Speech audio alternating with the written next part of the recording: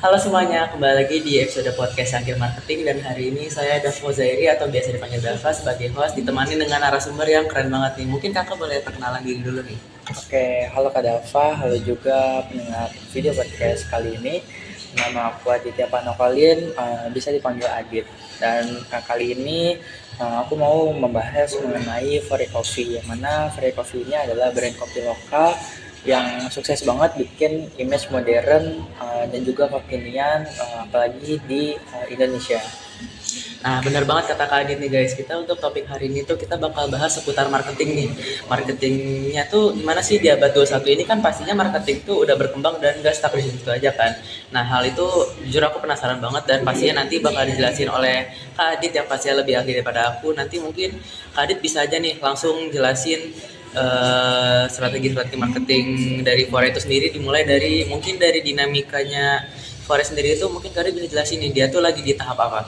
Oke, untuk dinamika Fore Coffee ini menurut riset yang aku dapat, dinamika Fore sendiri sekarang itu berada di relationship era dari mulai awal buka di tahun 2018. Nah, dinamika Fore ini nunjukin pergeseran besar dari brand kopi yang tumbuh karena teknologi dan juga promosi. Dan jadi Fore Coffee ini jadi brand yang tumbuh karena hubungan atau relationship terhadap pelanggan. Terbukti dengan Fore Coffee ini memiliki aplikasi yang aplikasi untuk pelanggan yang di dalamnya itu terdapat membership atau langganan seharga 24.000 per bulan yang benefitnya itu banyak banget, mulai dari promo 25% potongan harga tanpa minimum pembelian, dan juga ada promo free ongkir untuk jarak kurang lebih 1 kilometer dari store Fore tersebut yang terdekat. Oke, berarti kalau dari yang aku tangkap nih dari penjelasan Kak Adi sendiri, Fore itu dia di relationship era ini punya value dan gak cuma jual kopi ya Kak, dan dia tuh mencoba banget untuk mendekati konsumennya dengan tadi yang udah Kak Adi jelasin sendiri, ada membership yang benefitnya tuh banyak banget ya Kak. Nah, aku tuh makin penasaran nih, kira-kira gimana sih perencanaan marketingnya Fore itu bisa beda dari yang lain dan juga bisa bertahan sejauh ini di Indonesia nih Kak, karena setahu aku Fore Coffee itu kan lumayan brand yang besar di Indonesia ya, mungkin boleh jelasin sedikit nih Kak. Oke, perencanaan Fore Coffee ini yang kurang lebih udah 7 tahun ya berjalan di Indonesia dari 2018. Fore ini dari awal itu menekankan 3 hal utama, yaitu digital first strategi, brand identity yang kuat, dan juga pengembangan produk berbasis riset pasar. Nah, dari pertama digital first strategi, Fore Coffee ini ngandelin aplikasinya dan juga media sosialnya sebagai sarana utama buat promosiin ya apa itu Fore, harganya gimana, menunya apa aja, dan juga buat membangun loyalitas pelanggan, dan juga mengandalkan aplikasinya untuk pemesanan yang mudah dan juga cepat. Oke. Dan brand identity yang kuat, Fore itu membuat identitinya dengan citra modern dan juga digital. Fore ini juga ramah lingkungan yang terbukti dengan store-nya yang sangat hijau ya. Iya, iya. Apalagi nama Fore sendiri itu berasal dari kata forest, yang itu hutan, yang mana itu sangat kehijau-hijauan banget, dan juga dekat banget sama gaya hidup anak muda. Dan untuk pengembangan produk berbasis riset pasar, Fore Coffee ini melakukan survei tren rasa dan juga preferensi pelanggan dari data aplikasinya itu untuk meluncurkan menu-menu baru yang relevan sama sesuai sama selera konsumennya. Oke, berarti dari yang aku tangkap sendiri ini perencanaan pemasaran Fore sendiri tuh udah bagus banget ya. Kayak dia tuh udah digitalisasi banget dan juga ciri khasnya itu yang dimana hijau, bisa kita dari logonya hijau, dan juga aku udah berkali-kali ke tokonya Fore sih, dan emang iya dia tuh banyak banget ornamen-ornamen yang hijau gitu kan, dan itu menurut aku sebagai generasi muda sendiri tuh kayak seru aja ngeliatnya gitu kan, karena rata-rata kan dia modern gitu ya kalau kafe-kafe, sedangkan Fore itu tuh walaupun dia modern tetap mengedepankan unsur alam seperti yang tadi Kak Rita jelasin juga, dia Fore itu dari forest ya Kak ya. Oke, berarti kalau misal itu kan kalau secara marketing umum ya Kak, tapi kalau secara global sendiri itu Fore itu ada strategi sendiri nggak sih Kak marketing globalnya biar dia tuh bisa bersaing di kancah global dan bisa ngikut arus globalisasi gitu? Nah, Buat Fore sendiri, walaupun dia brand lokal dari Indonesia yang sebenarnya nggak terlalu lama juga ya, Fore ini udah mulai ekspansi ke Singapura dari tahun 2023 yang tepatnya itu di Bugis Junction. Nah, di gerai ini Fore tetap mengedepanin budaya-budaya Indonesia dengan menerapkan budaya kopi Indonesia kayak introduce Indonesian coffee culture to the world. Jadi unsur-unsur kopi Indonesia mulai dari biji kopinya itu dari Indonesia, tetap dari Indonesia, dan juga Fore ini menempatkan dirinya sebagai brand Indonesia yang mendunia, bukan hanya sebagai pemain domestik. Oke, berarti dari yang tadi selesai Karin jelasin tuh, berarti Foreign udah keren banget ya. Dia tuh udah bisa bersaing di global, kayak yang tadi Karin jelasin, dia udah ke Singapura. Tapi walaupun dia ke Singapura tuh, dia tetap menetapkan standarisasi. Dia tuh, kayak yang Adit bilang tadi, dia tetap pakai biji kopi dari Indonesia ya. Dan dia tuh juga tetap adaptasi, dia tuh bisa menyesuaikan sama yang di negara tempat dia itu kan. Iya. Dan yang pastinya itu menurut aku dia bisa bertahan udah mau 2 tahun tadi dari 2003. Berarti dia tuh pemasarannya itu bisa bertahan berkelanjutan ya kak. Nah itu tuh aku sekarang penasaran kira-kira untuk marketingnya sendiri tuh Fore tuh sistem informasinya tuh dia mengedepankan di bidang apa aja sih kak? Oke, sistem informasi pemasaran dari Fore sendiri kan dia udah digitalisasi. Jadi Fore ini untuk sistem informasinya itu melalui digital yang kuat, melalui aplikasinya khususnya. Jadi sistemnya itu mereka dengan aplikasinya itu mengumpulkan data pelanggannya dari mulai frekuensi pembeliannya seperti apa, jenis minuman favorit yang sering dibeli oleh pelanggan itu apa, dan juga mereka bisa tracking di setiap store itu apa yang lebih laku dari menu-menunya Fore sendiri, dan dari data tersebut Fore jadi lebih mudah mengolah datanya jadi insight yang kemudian digunakan untuk strategi personalisasi promosinya mereka, dan juga mereka juga lebih mudah buat memantau performa dari setiap outletnya mereka yang tersebar di Indonesia. Jadi karena dari itu jadi Fore ini bisa dapat keputusan bisnis yang dibuat menjadi lebih cepat dan juga lebih terukurnya lebih apa namanya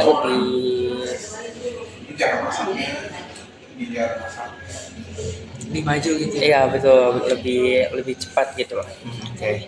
Berarti dari yang aku tangkap tuh sistem informasi Fore itu udah advance banget ya kak. Dia tuh benar-benar mengedepankan digitalisasi banget. Kayak tadi aplikasinya sendiri juga udah nyimpan data konsumennya apa aja yang sering dibeli, frekuensi pembeliannya kan. Dan juga itu tadi kalau Kak Adit bilang sendiri tuh tiap lokasi itu beda-beda ya. Yang dimana kan berarti datanya itu udah lengkap banget nih. Itu tuh sistem informasi Fore itu berarti emang udah benar-benar bagus banget. Nah terus yang aku penasaran itu kira-kira apa sih hal yang membedakan Fore dibanding brand lain tuh sampai-sampai bisa mempengaruhi pengambilan keputusan konsumen tuh lebih memilih Fore dibanding brand-brand lain nih kak. Mungkin boleh jelasin nggak perbedaan Fore atau kelebihannya dibanding brand-brand lain yang kak Adi tahu gitu? Oke,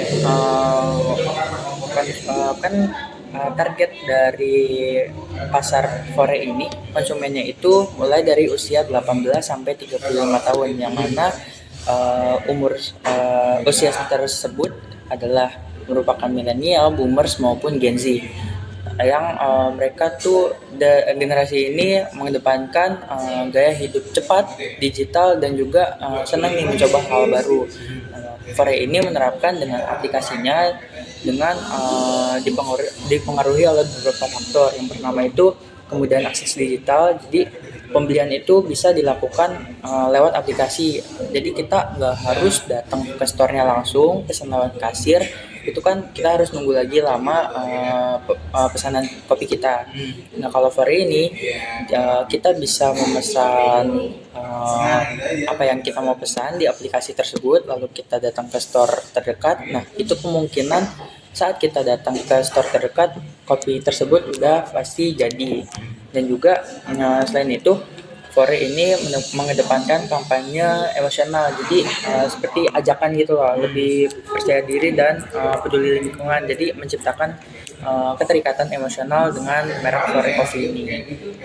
Oke, berarti dari yang aku tangkap nih, Fore itu kan dia benar-benar mengedepankan konsumen banget ya. Dia kayak bisa mendekat mendekat secara emosional, dan juga dia itu memudahkan akses digital, yang dimana menurut aku sendiri nih sebagai generasi muda, apa-apa tuh pasti nggak mau ribet kan, pasti pengennya tuh yang gampang, kayak apa-apa bisa lewat aplikasi, dan dari aplikasi itu kayak nggak perlu nunggu lama, tinggal datang dan ngambil aja sesuai yang Kak Adit bilang tadi kan. Itu tuh menurut aku udah menarik banget, dan juga citranya Fore di Indonesia sendiri kan udah besar banget ya kayak.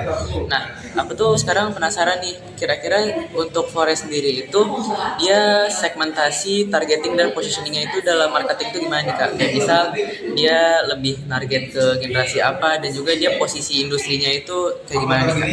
Oke, berarti ada 3 ya, segmenting, targeting, dan juga positioning. Oke, saya mulai dulu dari segmenting. Nah, segmen dari pasar Fore ini terbagi berdasarkan gaya hidup dan juga perilaku, bukan hanya demografis ataupun umur ya. Fokusnya itu pada konsumen yang urban, kerja muda dan juga mahasiswa seperti kita, yang mana itu lebih fokusnya ke anak-anak muda yang mencari, yang biasanya itu anak muda nyarinya kenyamanan, kualitas, dan juga serta kemudahan digital. Nah, buat targetnya sendiri, for ini dari awal itu menargetkan generasi muda digital savvy yang aktif di media sosialnya. Media sosial Fore ini ada di Instagram dan juga TikTok, yang sangat aktif, terbukti dengan frekuensi postingnya dan juga followersnya yang cukup banyak. Mereka terbuka mengenai menunya, store-store yang baru dibuka, dan juga mereka mengedepankan peduli lingkungan. Nah, untuk positioningnya, Fore ini memposisikan dirinya sebagai kopi lokal modern yang berbasis teknologi, yang ngehadirin kualitas premium dengan pengalaman digital yang personal dan juga berkelanjutan. Jadi Fore ini tetap mengedepankan sustainability. Nah, dengan positioning ini, Fore juga berhasil ciptain ruang antara kopi premium dan juga kopi franchise yang massal. Oke, berarti dari yang aku tangkap di sini tuh secara segmenting sendiri tuh memang Fore itu mengedepankan ke generasi muda ya kayak, tapi kayak yang udah Kak Adit jelasin tadi juga, dari Fore itu tuh banyak banget pelanggan yang dari generasi-generasi beragam kan, kayak misal dari orang udah dewasa dan juga dari boomers pun, bahkan saya sering lihat juga ada sering beli Fore ya. Berarti kan Fore itu dia diverse banget pelanggannya. Dan juga secara targeting sendiri tuh memang dia tuh nargeting generasi muda, dan aku setuju banget sih Kak, karena aku sendiri generasi muda tuh pengen yang apa-apa tuh serba digital dan simple banget, gak ribet kan. Dan juga sosial medianya Fore itu menurut aku menarik banget, apalagi aplikasinya. Dia tuh Fore sendiri tuh dia udah inovatif sih Kak menurut aku. Dan positioning sendiri juga dia tuh kan tadi Kak Adit bilang dia kopi yang mengedepankan teknologi ya. Itu juga setuju banget, karena aku ngelihat dari aplikasinya tuh udah advance banget, dan juga tempatnya tuh bener-bener udah kayak banyak teknologi lah, kayak mesinnya aja udah bagus banget kan. Nah, yang aku sekarang penasaran tuh, kalau marketing sendiri kan kita nggak jauh-jauh dari produk dan jasa ya Kak. Nah, karena kita bahasnya Fore itu, aku penasaran banget sama produknya nih. Kira-kira cara Fore itu memanajemen produknya biar bisa beda dari produk-produk lain tuh, dari brand lain, gimana sih Kak? Boleh jelasin dikit nggak? Oke, buat Fore ini mengelola produknya itu dengan pendekatan yang pastinya inovatif dan juga adaptif. Nah, setiap menu dari Fore ini itu mereka melakukan riset pasar, kayak apa aja yang menu-menu yang udah ada di Indonesia. Contohnya itu kayak aren latte. Nah, aren sendiri ini kan udah kental ya sama Iya, udah ciri khas Indonesia ciri banget khas ya. Indonesia banget. Jadi mereka udah menemukan konsumen-konsumen yang emang dari Indonesia banget. Nah, selain itu, selain aren tersebut, mereka juga menemukan menu yang menurut saya itu inovatif banget, yaitu butterscotch latte. Itu kan menu yang mungkin beberapa ada di coffee shop lain, tapi butterscotch latte Fore ini memiliki cita rasa yang punya ciri khasnya sendiri. Unik gitu ya. Ya, dan selain kopi, Fore Coffee ini juga mempunyai series non coffee. Contohnya adalah seperti matcha, coklat, dan lain sebagainya yang berbau non coffee. Dan juga selain menjual kopi, Fore ini juga menjual seperti roti-rotian, contohnya kayak croissant dan lain sebagainya. Oke, berarti buat manajemen produk sendiri itu Fore itu udah beragam banget ya kayak dan juga dia menyesuaikan dengan konsumen karena jujur aku sendiri suka kopi, tapi teman-teman yang lain kan pasti ada aja yang nggak bisa minum kopi dan lain-lain kan. Nah, berarti Fore itu tuh dia walaupun signature-nya kopi kayak yang tadi Kak Adit bilang aren dan butterscotch, dia tuh juga jual non kopi kayak coklat dan matcha ya. Dan itu menurut aku bagus banget karena dia memperluas pasar juga dan apalagi teman-teman yang nggak bisa minum kopi tetap bisa beli Fore itu. Apalagi dia juga nyediain kayak pastry-pastryan tadi kayak croissant dan lain-lain itu mungkin jadi teman kopi kali ya biar nggak cuma minum kopi aja ada yang bisa dimakan buat ngisi perut dan juga dia tuh inovatif banget sih kan menurut aku apalagi Fore itu kan kalau di kalangan anak muda banyak ya anak-anak muda tuh pasti suka banget hal baru kan hal-hal yang seasonal atau something yang bisa dicoba baru gitu kan. Nah berarti yang aku bisa simpulin nih kak dari topik hari ini tuh Fore Coffee itu kan merupakan kopi brand Indonesia ya yang udah global kayak tadi Kak dijelasin udah ke Singapura juga dan dia tuh mengangkat tema alam atau forest gitu yang dimana dia tuh bisa dilihat dari tokonya dia serba hijau dan juga sustainability banget lah.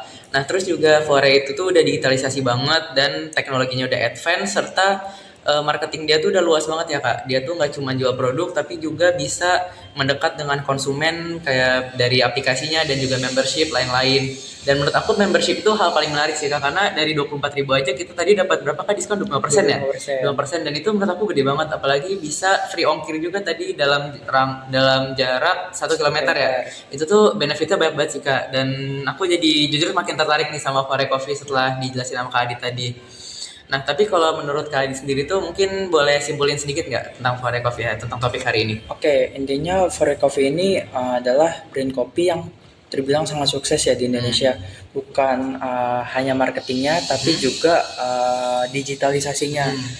Dan juga mereka sukses dalam membuat hubungan dan pengalaman atau experience kepada pelanggan yang mana itu meningkatkan loyalitas dari pelanggan tersebut.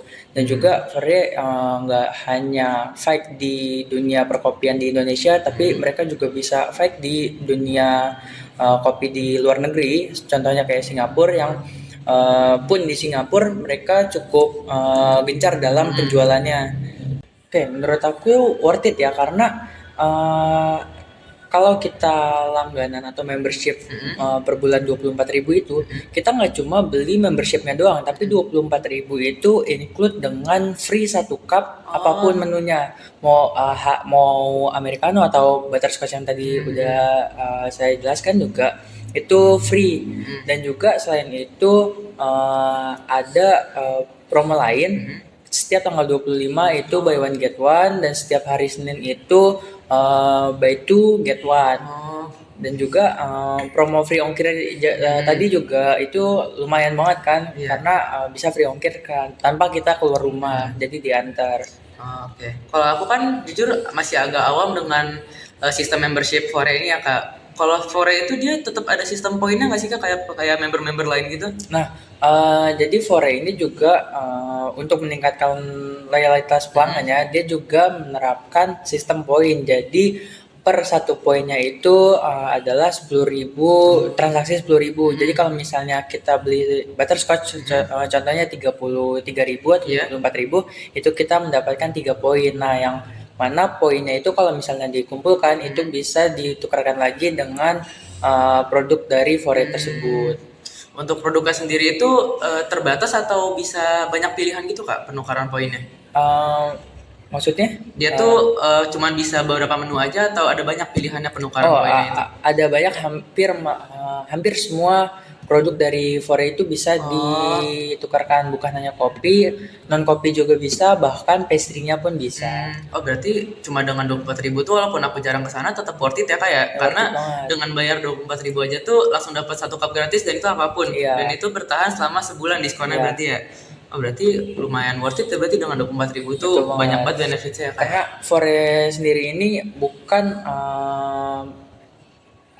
sangat mengedepankan loyalitas dari pelanggan. Jadi dengan kita member dan mereka mengasih benefit promo itu kan jadi meningkatkan frekuensi beli pelanggan. Mungkin nanti kalau udah member bakal jadi lebih sering beli juga kali ya Kak ya. Karena Kemungkinan bisa jujur jadi. diskonnya tuh menarik banget sih, 25% setiap pembelian gitu. Dan itu 25% tuh lumayan besar sih Kak menurut aku. Ya bener banget.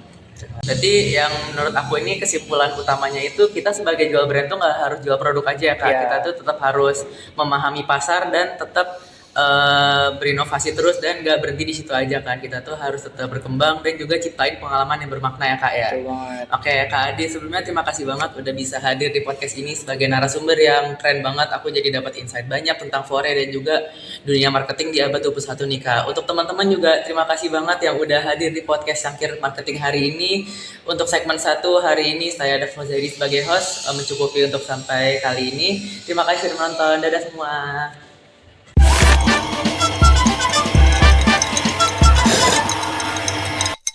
Halo semuanya, selamat datang kembali di segmen podcast Sangkir Marketing. Di mana di sini bareng aku Aditya Panapolin yang biasa kalian panggil Adit dan juga partner ngobrolku sekaligus narasumber. Ada apa? Boleh dikenalin?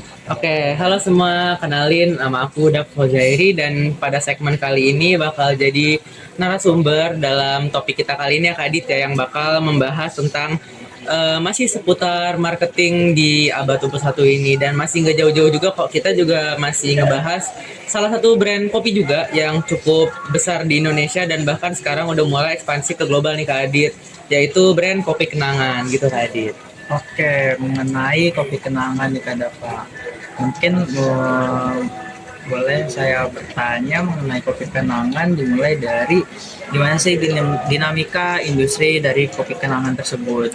Oke, jadi buat di abad 21 ini, kalau kopi kenangan itu ya Kak Adit ya, kita tuh bisa lihat dia itu udah masuk ke relationship era, yang dimana fokusnya kopi kenangan sendiri ini tuh nggak cuma jual produk juga, tapi juga menjual cerita dan menjual hubungan jangka panjang kepada konsumen, yang dimana perusahaan zaman sekarang itu kalau Kak Adit notice, dia itu fokus ke jangka panjang kan. Mereka itu membangun customer value atau kedekatan dengan customer, yang dimana nilai dirasakannya itu melalui pengalaman, bukan cuma dari harga dan rasa produk. Karena konsumen modern ini tuh sekarang jauh lebih sadar Kak Adit, mereka tuh nggak cuma beli barang tapi juga menjual makna dari brand itu sendiri. Nah, Kopi Kenangan ini berhasil menjual hal itu, yang dimana mereka tuh nggak cuma menang dari rasa kopinya aja yang emang enak, tapi mereka itu juga menjual semangat lokal, kebanggaan Indonesia, dan juga menjual cerita dari produk yang modern dan mudah diakses nih. Nah, produk Kopi Kenangan sendiri itu juga bersangkut paut dengan konsep triple bottom line, yang dimana Kopi Kenangan ini tuh nggak cuman mengejar keuntungan sebesar-besarnya nih Kak Adit, mereka itu juga memperhatikan dampak sosial dan juga lingkungan melalui CSR mereka gitu Kak Adit. Yang dimana Kopi Kenangan ini tuh tetap autentik dan konsisten, karena mereka tuh percaya bahwa kepercayaan pelanggan itu tuh merupakan aset utama agar perusahaan itu tuh bisa terus berkembang. Oke, berarti yang aku tangkap di sini dinamika dari kopi kenangan itu ada dua. Yang pertama itu relationship era, yang mana itu lebih ke hubungan antar customer dan juga kopi kenangan itu sendiri. Dan yang kedua itu triple bottom line. Jadi kopi kenangan ini nggak cuma fokus cari untung, tapi juga ngejaga dampak sosial dan juga environment. Oke, menarik. Kalau misalnya strategi marketing planning dari kopi kenangan itu gimana tuh Kak Dava? Oke, pertanyaannya menarik banget nih Kak Adit. Karena kan kalau misal kita lihat dari teori perencanaan pemasaran tuh ada banyak ya. Nah, untuk Kopi Kenangan ini tuh udah berhasil menjalani teori-teori tersebut, yang dimana mereka tuh dari awal memulai riset perilaku konsumen. Terus mereka tuh menetapkan visi yang menjadi, dimana visi utama Kopi Kenangan itu tuh menjadi jaringan kopi lokal terbesar di Asia Tenggara. Nah, mereka itu tuh fokus kepada 3 hal nih Kak Adit: kecepatan, konsistensi rasa, dan digitalisasi, yang dimana mereka itu mengaplikasikan ketiga hal itu melalui aplikasi mereka yang dinamakan Kopi Kenangan App. Nah, dari aplikasinya itu semuanya dari proses, pemesanan, pembayaran, dan juga loyalty program seperti membership dan poin-poin tersebut, itu tuh ada semua di dalam satu sistem itu. Nah, jadi pendekatan dari Kopi Kenangan sendiri ini tuh cukup fleksibel Kak Adit, karena mereka itu menerapkan namanya tuh strategic fit, yang dimana semua elemen dari 4P, produk, price, place, dan promotion itu selaras dalam satu strategi. Hasilnya itu pesan merek dari Kopi Kenangan ini terasa konsisten di mata konsumen dimanapun pelanggan itu berinteraksi. Dan juga untuk perencanaan pemasaran Kopi Kenangan sendiri itu mereka itu dalam sosial medianya itu menggunakan konten-konten yang benar-benar relatable sama generasi muda Kak Adit.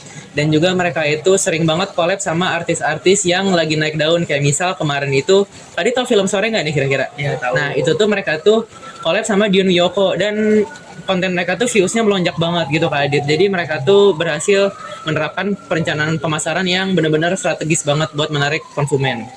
Menarik banget ya, berarti Kopi Kenangan ini pendekatannya melalui loyalitas pelanggan tuh, dari aplikasi Kopi Kenangan app ya tadi kalau nggak salah. Dan juga dia juga ada member plan dan juga poin yang itu pastinya meningkatkan loyalitas banget ke pelanggan. Dan juga lewat sosial medianya yang konten-kontennya kolaborasi dengan yang lagi up seperti film Sore tadi. Itu pastinya meningkatkan engagement banget sih buat Kopi Kenangan tersebut. Nah, dengan strategi itu kira-kira Kopi Kenangan ini udah go global nggak sih Kak? Dan juga apakah Kopi Kenangan ini menerapkan sistem berkelanjutan? Oke, buat Kopi Kenangan sendiri itu kalau misal kita lihat nih, buat syarat globalisasi itu kan perusahaan tuh harus bisa menstandarisasi dan beradaptasi dengan global kan. Nah, Kopi Kenangan ini udah berhasil nih jaga konsistensi mereka, merek mereka tuh secara global, tapi tetap menyesuaikan diri dengan budaya lokal. Kopi Kenangan ini tuh udah berhasil menerapkan cita rasanya tuh tetap khas Indonesia, dari cara penyajiannya, kemasannya, dan pengalaman pelanggannya itu tetap menggunakan cita Indonesia tapi menyesuaikan standar global. Salah satu contoh konkretnya itu Kopi Kenangan itu udah berhasil ekspansi ke luar negeri menggunakan brand namanya tuh Kenangan Coffee. Mereka itu di tahun 2022 udah berhasil ekspansi gerai pertamanya di luar Indonesia, yaitu di Malaysia, tepatnya itu di Suria, Kuala Lumpur. Nah, ekspansinya ini tuh menurut Kopi Kenangan gak cuma memperluas pasar, tetapi juga membawa identitas kopi Indonesia ke panggung global, yang dimana kan Kopi Kenangan itu seperti yang kita tahu menggunakan biji kopi lokal ya Kak Adit ya. Dan juga mereka tuh menggunakan bahan-bahan lokal seperti gula aren khas Nusantara, dan juga racikan yang dipakai di luar negeri itu masih sama persis kayak yang di Indonesia. Tapi bedanya itu disajikan dengan pendekatan yang lebih premium supaya lebih cocok dengan selera konsumen internasionalnya itu. Nah, Kopi Kenangan itu selain ekspansi global juga menunjukkan komitmen mereka pada pemasaran berkelanjutan. Mereka itu berhasil berkolaborasi dengan petani-petani lokal di Indonesia untuk memastikan rantai pasoknya itu adil dan etis, sehingga mereka itu bisa menjaga kualitas bahan baku yang mereka gunakan sambil memberdayakan ekonomi daerah di Indonesia. Mereka juga mengutamakan sertifikasi halal, kesejahteraan karyawan, dan juga Kopi Kenangan itu benar-benar mengurangi penggunaan plastik sekali pakai di beberapa gerai mereka. Nah, dan juga dari strategi-strategi yang Kopi Kenangan lakukan ini tuh mereka berhasil melakukan pendekatan global dan seperti yang Kak Adit bilang tadi berkelanjutan nih, karena mereka itu berhasil memperkuat identitas mereka secara merek dan juga daya saing di pasar internasional gitu Kak Adit. Wah, cukup kaget juga ya, karena Kopi Kenangan ini yang identitasnya tuh Indonesia banget, bener dari banget. namanya apalagi, tapi udah bisa ekspansi dari 2022 yang mana itu udah 3 tahun lalu. Itu keren sih, karena Kopi Kenangan dari menu-menunya juga banyak yang mengadaptasi dari menu Indonesia, tapi mereka ekspansi global, tetap membawa nilai-nilai lokal dan juga tanggung jawab sosialnya itu udah ke level internasional. Keren banget sih Kopi Kenangan. Nah, kan mereka udah go internasional nih. Sistem informasi pemasaran dari Kopi Kenangan itu sendiri gimana sih Kak? Nah, untuk sistem utama pemasarannya itu kan kalau misalnya di marketing modern itu sekarang serba udah gunain data kan. Nah, Kopi Kenangan itu sama, dia tuh memanfaatkan data itu melalui aplikasi yang aku sebut tadi. Mereka itu dari aplikasi itu jadi bisa tahu kapan pelanggan banyak beli, menu apa yang paling laku atau best seller, dan juga lokasi mana nih yang kira-kira strategis buat mereka buka cabang baru. Nah, jadi Kopi Kenangan itu benar-benar pure semua perkembangan mereka atau informasi mereka tuh berbasis data. Yang dimana ini tuh ngebikin langkah-langkah kopi kenangan untuk mengolah informasinya itu lebih efisien. Yang makanya kopi kenangan itu menggunakan teori yang bernama data driven decision making, di mana mereka tuh pure semuanya menggunakan data dan informasi yang dikelola dengan baik nih Kak Adit, sehingga perusahaan itu bisa membaca tren lebih cepat dan juga bisa memprediksi kebutuhan konsumen sebelum konsumen atau perusahaannya sendiri itu benar-benar terjadi hal yang mereka inginkan gitu, sehingga kopi kenangan ini karena udah ada data yang mereka dapat itu bisa lebih mitigasi atau mempersiapkan hal-hal yang akan terjadi ke depannya gitu Kak Adit. Iya bener banget tuh, karena data driven decision making tuh buat perusahaan kayak Kopi Kenangan ini bisa membaca tren lebih cepat tuh. Bener banget. Jadi karena membuat setiap langkah dari Kopi Kenangan ini bisa lebih efisien dan juga lebih cepat. Nah, kalau strategi mereka yang udah mereka terapkan itu kira-kira apa sih yang membuat customer tuh atau konsumen tuh milih Kopi Kenangan menjadi pilihannya mereka, itu kira-kira apa tuh Kak? Oke, jadi kan sebenarnya kalau kita lihat dari decision making konsumen itu ada banyak hal-hal pengaruhnya ya. Nah, tapi Kopi Kenangan ini tuh berhasil mempercepat dan menyederhanakan hal-hal tersebut, yang dimana mereka menggunakan aplikasi mereka dan brand Kopi Kenangan yang kuat itu, pelanggan tuh jadi langsung tahu kira-kira dari banyaknya brand yang ada di Indonesia tuh harus beli apa tanpa berpikir lama. Dikarenakan Kopi Kenangan itu kan seperti yang tadi aku jelasin, ada sistem loyalty point dan juga mereka tuh ada banyak promo-promo harian. Kopi Kenangan itu juga ada fitur personalisasi menu di aplikasi mereka yang bikin pelanggan-pelanggan tuh bisa jadi pengen balik lagi ke Kopi Kenangan gitu. Dan juga kalau Kak Adit notice, Kopi Kenangan itu tuh cabangnya benar-benar banyak banget, kayak dari SPBU sekarang udah ada dan dekat-dekat stasiun tuh udah banyak banget kan. Nah, hal ini tuh tanpa sadar membuat customer itu jadi ngerasa Kopi Kenangan tuh aksesibel banget. Jadi bisa jadi rutinitas harian lah, karena mereka tuh sering lihat dan juga gampang dibeli, sehingga sehari-hari tuh sering banget beli Kopi Kenangan kan. Nah, untuk faktor-faktor lainnya itu juga Kopi Kenangan itu kan mengusung citra lokal yang modern ya. Nah, sehingga ini tuh bisa meningkatkan juga rasa bangga warga-warga lokal terhadap kopi Indonesia yang walaupun dia lokal tapi citranya itu kekinian banget. Dan bahkan tadi kayak aku udah jelasin, mereka itu juga udah bisa bersaing di kancah internasional gitu kan. Dan juga harga Kopi Kenangan itu relatif masih affordable Kak Adit. Bahkan yang large-nya itu kadang nggak nyampe 30.000. Tapi rasanya itu dan kualitasnya tetap konsisten. Dan juga dari aplikasi-aplikasi yang tadi aku udah jelasin, dia itu menawarkan akses digital yang mudah digunakan banget nih Kak Adit. Sehingga kayak Gen Z kayak aku ngerasa Kopi Kenangan ini tuh gampang banget lah buat diakses, nggak perlu harus nyampe ke tokonya kan. Dia juga ada aplikasinya dan bisa juga mesen sekarang tuh udah banyak lah di kayak GoFood dan lain-lain gitu ya. Dan juga Kopi Kenangan ini tuh meningkatkan banget emotional brandingnya Kak Adit, dari nama-nama produknya sendiri yang lucu-lucu kayak misal Kopi Kenangan Mantan dan lain-lain. Dan ini tuh meningkatkan ikatan emosional terhadap konsumen Kak Adit, sehingga konsumen tuh ngerasa produknya itu tuh ngobrol dengan perasaan mereka gitu, nggak cuma jual produk aja. Tuh. Ya, menarik banget ya, kayak Kopi Kenangan ini banyak menunya yang relate banget nih sama Betul. orang-orang Indonesia, khususnya Gen Z. Jadi bikin orang tuh balik lagi bukan karena cuma kopinya yang enak, tapi karena mereka ngerasa punya hubungan yang baik dengan branding Kopi Kenangan ini. Jadi kayak udah bagian dari kesehariannya mereka. Apalagi tadi kata Kak Dava, dan aku juga sendiri sering ngeliat di Kopi Kenangan ini story-nya banyak banget, apalagi banyak di stasiun gitu, itu banyak banget. Menarik sih. Dan kira-kira nih menurut Kak Dava, STP dari Kopi Kenangan itu gimana sih Kak? Oke, untuk STP kita dari S dulu ya, yaitu segmenting. Untuk segmenting itu kan membagi pasar menjadi kelompok-kelompok ya, baik itu demografis, geografis, psikografis, dan perilaku juga. Nah, untuk Kopi Kenangan sendiri itu di secara segmentasi nih Kak Adit, dia itu lebih menargetkan konsumen-konsumen muda di kota-kota besar nih, seperti Jakarta, Surabaya, dan Medan. Yang dimana perilakunya itu lebih ke arah Gen Z yang aktif dan sibuk, dan juga sangat melek digital nih. bahkan mereka itu jadi memahami bahwa segmen ini tuh, karena kenapa mereka memilih segmen ini tuh karena mereka yakin Gen Z itu ngerasa kopi itu bukan sekadar minuman, tetapi juga bagian dari gaya hidup. Kayak misal kita, ya Kak Adit pasti tahu lah, anak-anak muda zaman sekarang tuh sering banget ngopi gitu kan, sambil nugas, sambil kerja dan lain-lain. Sehingga ini tuh menjadi simbol produktivitas, kebersamaan dan identitas diri.